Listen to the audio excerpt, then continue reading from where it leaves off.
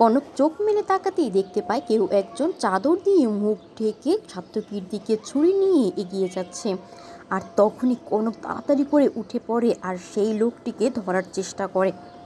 লোকটি দৌড়ে পালাতে গেলে তখন ঝিলমিলের আত্মা সেখানে উপস্থিত হয় আর ল্যাং মেরে তাকে ফেলে দেয়।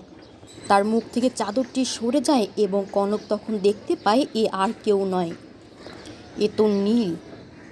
কনক অবাক হয়ে তার সেখান থেকে বের হয়ে যাওয়ার দিকে তাকিয়ে থাকে। আর এরই মধ্যে সাত্তকীও পুরোপুরি জেগে ওঠে। কনক নিচে চলে আসে আর বাইরের দিকে তাকিয়ে থাকে। বাড়ির সবাই টের পেয়ে কনকের কাছে চলে আসে আর বারবার প্রশ্ন করতে থাকে কনক এভাবে কেন দাঁড়িয়ে আছে। ঝিলমিলের আত্মা কনককে বারবার বলতে থাকে সবটা সত্যি করে সবাইকে বলে দিতে, কিন্তু কনক অন্য ভয় পায়। সে চুপ করে থাকে। ঝিলমিলের আত্মা ভাবতে থাকে কনক কেন এমন করছে। এদিকে সাত্তকী তার বড় মাকে জানায় সে যেন দেখলো কেউ একজন তার সামনে এসেছে চাদর ঢাকা দিয়ে ছুরি হাতে। আর তখনই নকল ইন্দিরা এসে বলে এই সব কিছু সে হয়তো ঘুমের ঘোরে দেখেছে, স্বপ্নের মধ্যে। আর বাড়িতে যা যা ঘটছিল সব কিছু ভিডিওর মাধ্যমে দেখানো হচ্ছিল আসল ইন্দিরা চৌধুরীকে। এদিকে দেখা যায় ঝিলমিল কনককে প্রশ্ন করে সে কেন সবটা বলে দিচ্ছে না। আর এরই মধ্যে নকল ইন্দিরা চৌধুরী কনককে ধীরে ধীরে বলতে থাকে এ তো সবেমাত্র ট্রেইলার, আরও অনেক দূর বাকি। কনক যদি কথা না শোনে তাহলে এর থেকেও বড় কিছু হয়ে যাবে। কনক ভয় পেয়ে যায় আর সবাইকে এটাই বলার চেষ্টা করে যে সে সব কিছু স্বপ্নে দেখেছে, আসলে এরকম কিছুই ঘটেনি। ঝিলমিল কনককে বলে দিয়েছিল নীল আসলে ইন্দিরা চৌধুরীর ঘরেই লুকিয়ে আছে।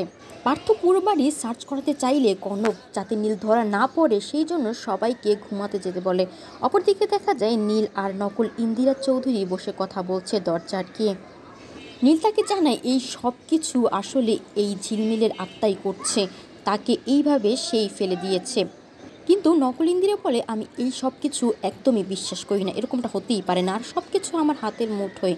কনক আমার কথা শুনতে অবশ্যই বাধ্য। ঝিলমিল আড়াল থেকে সবটা শোনে এবং ভাবতে থাকে কনক কেন বাধ্য, আমাকে জানতেই হবে। এদিকে দেখা যায় রাতের বেলা কনক একা একা অনেক কান্না করছে। সাত্তকী সে জিজ্ঞেস করে সে কেন কান্না করছে। কনক তখন জানায় সব কিছু আমার জন্য হচ্ছে, আমার জন্য আজ এতগুলো মানুষকে পোহাতে হচ্ছে দুর্ভোগ। সাত্তকী তখন বলে ও আচ্ছা, তোমার জন্য সবার ঘুম ভেঙে গেল এই জন্য এই কথা বলছো। কনক কিছু না বলে কান্না করতে থাকে।